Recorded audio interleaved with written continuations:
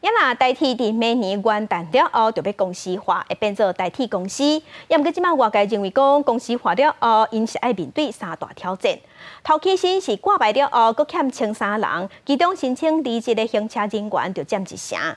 第二是票价敢要起价，也阁有安全文化要安怎落实，这拢是代替未来爱面对的问题。有民众徛伫代替自动卖票机头前，专工来买即个月甲明年元旦的车票。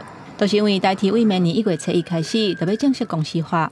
详细看车票顶管写的名，会为原底台湾铁路局改做代替公司，是啥铁道卖起来收藏。有看到朋友也有买，所以看到之后就特地也来买。对，就是可以不用写公司啦，就是写台湾铁路就好了。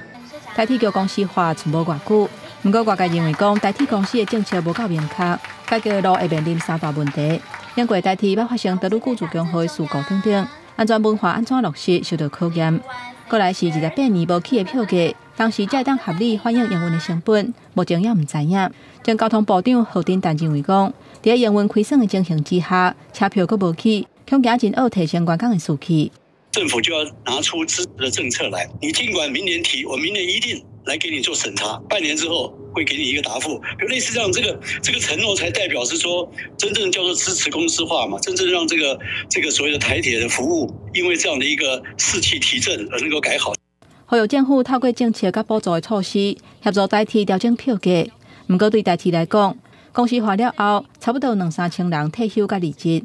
代替局局长杜美顶日表示，欠卡手的情形上侪是1300个人。不过申请退休甲离职的司机员等等的关键人力都占1成，申请的数运恐惊会受到冲击。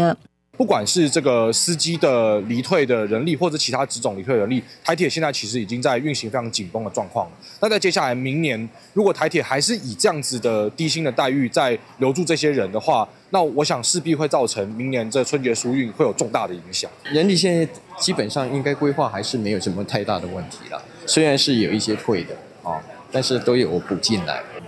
针对人力无够的问题，代替局讲，虽然会有一寡问题，不过有持续伫补卡手，甲开检讨会议。代替局改做代替公司，敢会当有全新的面貌，各界拢伫关注。